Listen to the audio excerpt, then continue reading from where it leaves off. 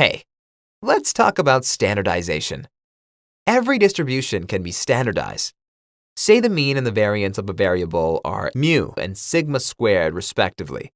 Standardization is the process of transforming this variable to 1 with a mean of 0 and a standard deviation of 1. This simple formula allows us to do that. Okay, logically, a normal distribution can also be standardized. The result is called a standard normal distribution. In the last section, we explored shifts in the mean and the standard deviation. So, if we shift the mean by mu and the standard deviation by sigma for any normal distribution, we will arrive at the standard normal distribution. Great! We use the letter z to denote it. As said previously, its mean is 0 and its standard deviation 1.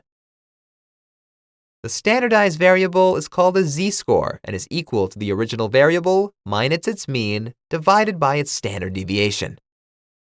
Let's see an example that will help us get a better grasp of the concept.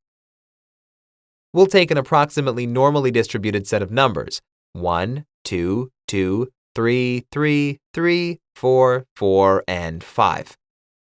Its mean is 3 and its standard deviation 1.22. Now, let's subtract the mean from all data points.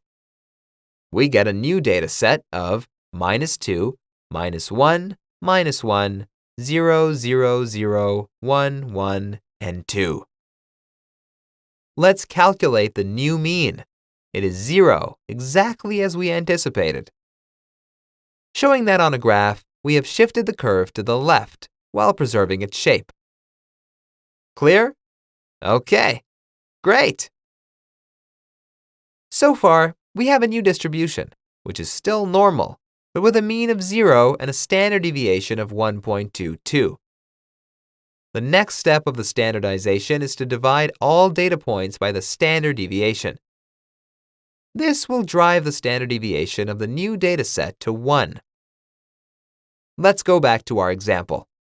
Both the original dataset and the one we obtained after subtracting the mean from each data point have a standard deviation of 1.22.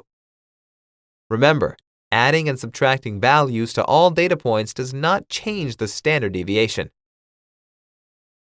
Now, let's divide each data point by 1.22. We get -1.6 minus 0.82 minus 0.82, 0, 0, 0, 0.82, 0.82, and 1.63.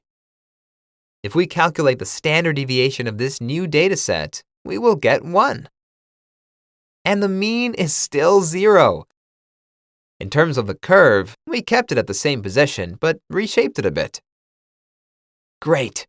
This is how we can obtain a standard normal distribution from any normally distributed data set. Using it makes predictions and inference much easier, and this will help us a great deal in what we will see next. Thanks for watching.